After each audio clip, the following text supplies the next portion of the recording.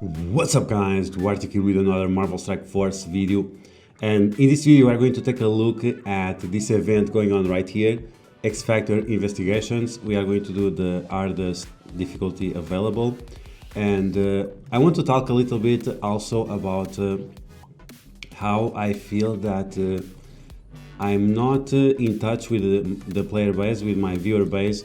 Recently I made a poll about what kind of raiding you guys are doing, and 30% of you are doing the Doom raid, but that means that 70% of you are not doing the Doom raid, and for me that was quite surprising, and I really had no idea that I was not in touch so much with my viewers, that I was doing videos for content that most people are not doing right now. So we'll talk about this, and also this event. I think we'll probably be able to use what's her name, Polaris, a little bit. I think she's way too green, but sure. The other guys look cool, but she looks pretty bad. And yeah, so that was quite surprising for me, that so many people are still only doing Ultimate 7 or raids under that difficulty. And I was wondering why my videos are not getting any views and so on. And then that's why I decided to make this poll and see if it was because it was detached from the real, if I was detached from reality, and if you guys were not doing that content. So that was quite surprising. Okay, so now we are going to be able to use multiple mana, Shatterstar, Longshot, and Polaris. Now let's do this on low speed, and then we'll do faster. Facing the Sinister Six, that's going to be interesting. Vulture should be very strong against this team. Okay, so we're going to start with that defense up, even that we could go defense down. Doing attack on all of them, see the animations.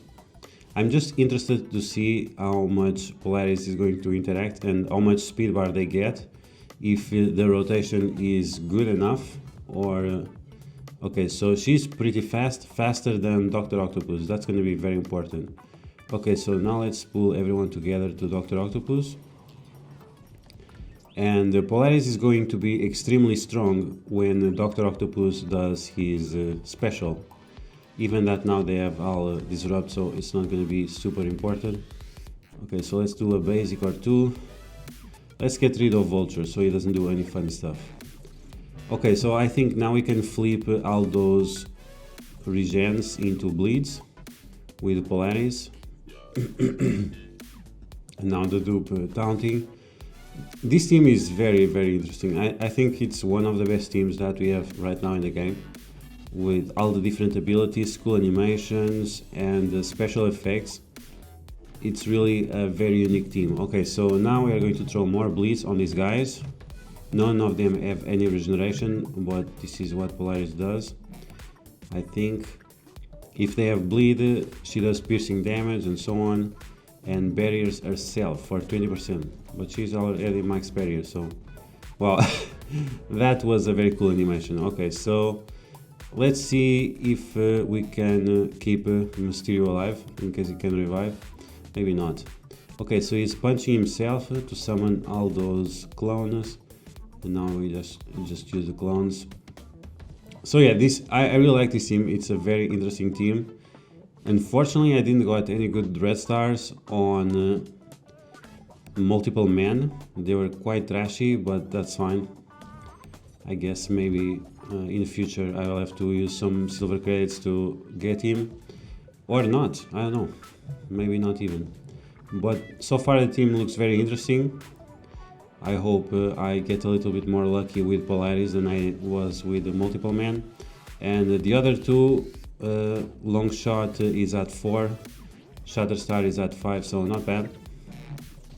And yeah, for me it was quite surprising that only 30% of my viewers are doing Doom raids, and the only people that are doing Doom raids daily is only 10%, so that was quite surprising. But I guess I will adjust my content going forward and do more. I'm not sure if I'm going to do Ultimate 7 because I can't do it anymore. Right now my lance is only doing a Doom Raid, nothing else. And but still, I guess I can help with alpha raids and beta raids and so on. The alpha raids, especially on difficulty 3, is quite hard. Many people of my lance is struggling with that. I have been able to one-shot every node. Sometimes there are false starts in case I don't have the right cooldowns, but yeah, so maybe that will help more of you on doing difficulty 2 and difficulty 3 of those raids, and then we'll see. Okay, so let's see a team for this. Okay, let's do that. Okay, that's fine. Brawler, controller. Is there anyone more interesting here? Okay, we have Shatterstar. Let's go. And long shot. Let's go. And who else? Who else to make this interesting? To fully auto. Okay, we can go with all this team is very fast already, so maybe it's going to be overkill. Beast, offense up. Okay, let's go like this. Should be fine to auto everything. But yeah, I think I'm going also to do some recommendations for Dark Dimension 3. I did recently for Dark Dimension 4, but many people told me they are still doing Dark Dimension 3. So maybe it's good to take a look on all the new characters that were released and which of them should have a second look, or which characters can go from Dark Dimension 2 to 3. So you don't have to waste resources on many of them. And I also want to make a video talking about Captain America because it was a very controversial decision that I invested on that character. And I want to show you where he can be useful, because he can be quite useful in many places, and many people are not see the potential on having him at a decent amount of gear. Even that, yes, he is bio and there are other very interesting bio characters, but overall I don't think it's a huge problem in the long run, because once again it can be used on Dark Dimension 3, 4 and other game modes. For example, now, today, I was using him on RTA for some specific missions. You guys let me know in the comments below if you want like the most optimized teams for specific missions, like using mystics or brawlers or stuff like this. Because I make these teams that have a high sustain and very hard to kill and doing some damage as well. And you can just put on auto, and for 5 minutes they will keep going and you'll get your missions done very, very fast. This is what I have been doing recently, because yeah, RTA takes a lot of time to play, and time is not something I've been at a lot recently. But yeah, okay, so we see some graphical problems. Defeat Kingpin to win. He's not on the field, so how am I going to defeat him? And now let's go. Man, this bishop, they really make him very good. He's I really like to play with bishop. By himself he's super strong, but together with the other axemen is quite amazing. And yeah, I changed my isolate recommendations from skirmisher to striker, because he's so much better on striker that there is no other reason why using him in any other way. Okay, so we are done here. Very easy, like always, these events. I really think there should be another difficulty, like very hard or something, to be at least challenging.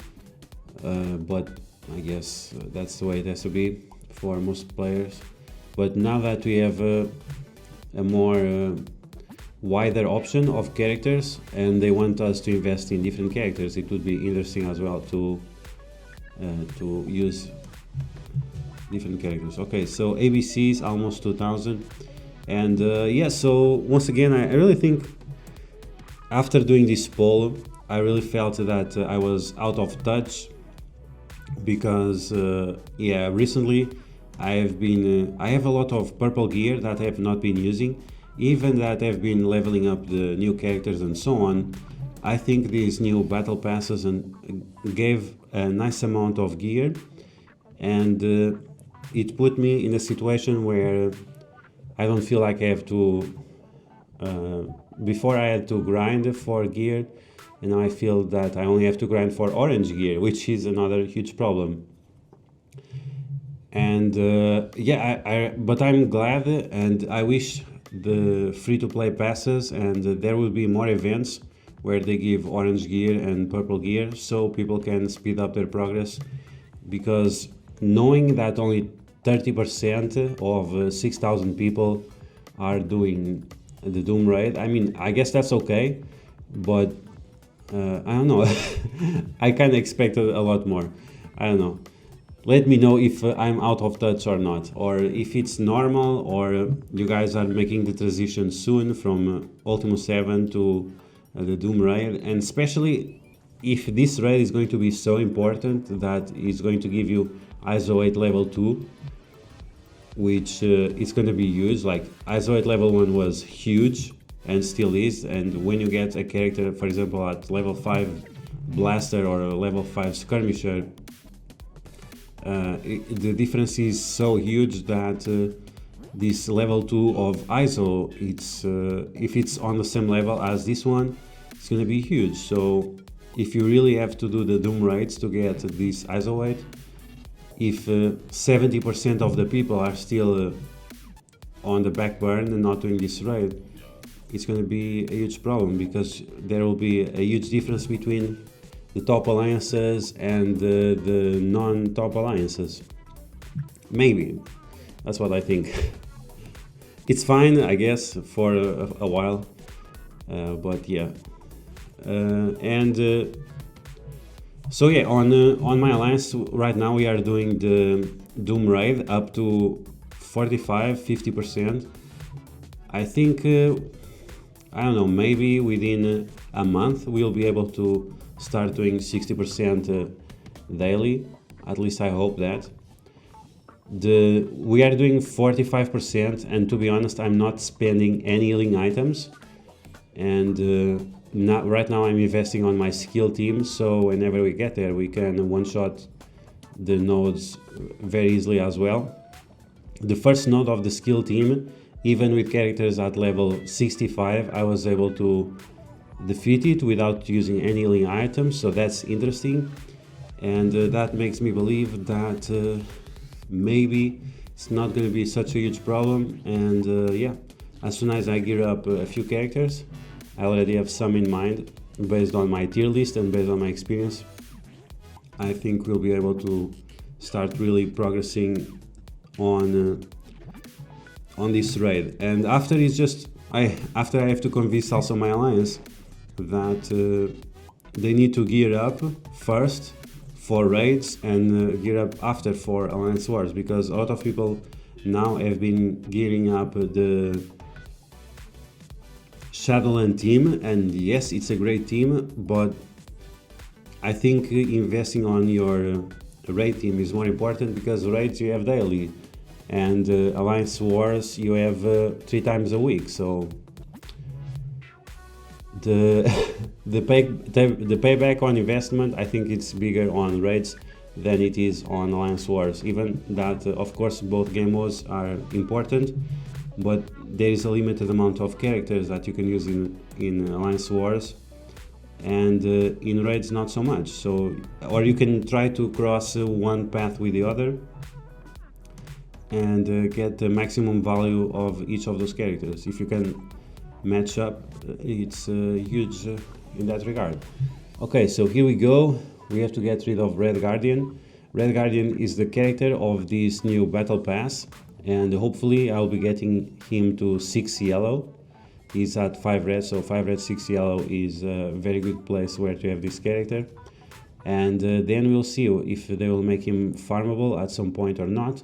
They made She-Hulk recently farmable, which is great. I got 6 red stars on her from a random orb some months ago, And yeah, like she is a very good character, but she's only good on a very specific team. So because of that, they put her on the Blitz store. But I hope she gets a little bit better, because she's not even a main option on the Fantastic Four. You can have Doctor Doom or Silver Surfer or Namor, and she has no other team. All the other characters, they are okay, borderline okay, for Namor on other teams, but for her, she's only good on that team. And even so, it's if she was like a brawler, maybe, but if I remember correctly, she's a protector, so that's not great. Okay, so my guys, why Polaris looks so weird? And she looks so much like Scarlet Witch. the way they are dressed. Is this a hint that we'll have a Maximov family team? Haha, it would be funny, interesting. Okay, so here we go once again. We're almost done here. And yeah, what you guys have been thinking about the game lately, if you are happy with the game. A few weeks ago there was all these people crying that they were going to quit the game and so on. Like, if you don't like the game, don't play it. Don't waste your time, don't waste your money if you are frustrated about it. I love the characters, I enjoy the game, I like the art style. There are many things about the game that I like. It's not perfect, no. There are modes that I would like to see in the game, like facing some gigantic boss here, or have a vertical option for the game, so you could use your phone vertically, not only horizontally. That would be cool as well. But yeah, this is the game only has 3 years. There are other games that have way more years, and it's still nowhere near perfect. And but yeah, let me know what are you feeling about the game. Are you burned out or not? Right now I'm a little bit burned out, because doing difficulty 3 on the alpha raids, beta raids and the gamma raids, it's really hard. It requires a lot of attention, and the Doom raid, it's not so hard, but it still takes time. And you definitely cannot sim blitz on those raids, because they want to put the healing items away. So yeah, if you have no healing items, how are you going to do it? It's going to be you have to be very overgeared in order to use sim blitz and to not die. Sim blitz, sim raid, and to not die and lose your characters. Okay, so I think we have 1 mission left, maybe 2. This whole campaign takes around 20 minutes. Okay, we have 2. And then I'm gonna save these orbs, and I'm gonna wait for a good seed, and then we can open all of them together. Hopefully we can get this guy to 5 yellow stars. Even that I find interesting. I think he is the first character of a campaign that requires 100 shards. I don't remember any other character like this. If you guys remember, let me know in the comments below. I really don't think so. But yeah, oh, downloading assets, interesting. Are we going to see a new character here? Okay, so we have Ultron bots, and Scientist Supreme. And who do you guys think is gonna be the next legendary? Is it the AIM legendary? I heard some rumors about it, but I'm not sure. Okay, so my bishop is so strong, he already destroyed Ultron. Now the minions. Now Squirrel Girl. Another Ultron. Oh my god. Okay, Shatterstar with the special. Now Longshot with the ultimate. And we have the last Ultron. And now all the clones. The Shadow Clone technique. Squirrel Girl with a special. But too late. Okay, so I didn't read the story. You guys let me know if the story is cool or not, or maybe I rewatch the video and read the story. But I always like these stories, and sometimes they give hints of things that are to come, but I didn't saw anything. And who do you guys think is gonna be the last character on the X Factor? Is it going to be that big guy with the glasses, or is it going to be someone else? And I prefer this release method, to be honest, of releasing half or two characters of a team and then two characters of another team. Releasing one team in one patch, for me, I think it's very dumb and not interesting at all in terms of theory crafting. And like this, it makes it way more interesting. So we still have one character left on this team, and then we still have the Young Avengers to be completed, and I don't remember if there is any other team. Okay, last note, let's see if we can one-shot it. On auto, we have Taskmaster and the Yellow Jacket. Yellow Jacket is a character that I think is very powerful. It just sucks because he has so low HP. It would be cool if there was some other Pim Tech character that would make Yellow Jacket a little bit more beefy, because right now that's what holds him back, is that he's so squishy. It's not only him, it's most of the Pim Tech, but what can we do about it? Okay, so Minerva revives Moon Knight. Moon Knight is a very cool character. I think he's very interesting. Just sucks that he doesn't have too much options outside of Blitz and Alliance Wars. But even on Arena, he can be quite decent. And yeah, of course, as expected, we are destroying these nodes. This is why I would like this to be a little bit harder. We are just burning through these nodes. Minerva is probably going to revive someone, or maybe not. And yeah, so that's the X Factor investigation files. Let's see if they hint for anything here. 616 Tentagram, what was that? Coulson and Signs of Struggle. Beaker, Smash, blah blah blah, Capture. Case closed. Okay, after this, Coulson. Let's see, no mention of any other character. It would be cool, like they could hint for the new character or something. Maybe there was a hint and I didn't notice. But yeah, so we have this guy on the way for the 4th star. Hopefully we can get him at 5 stars. And yeah, like I said, I'm gonna save the orbs and then we can open all of them together. And yeah guys, let me know in the comments below what you think about all those questions I make throughout the video. Did you have any problem doing this event or not, the X Factor investigation? So I hope you guys enjoyed this video. If you did, you know what to do. Smash that like button like a boss. And if you found the video entertaining, share it with your friends on Facebook and Discord. If you're new to my channel, make sure you subscribe for more Marvel Strike Force content, and I'll catch you guys later.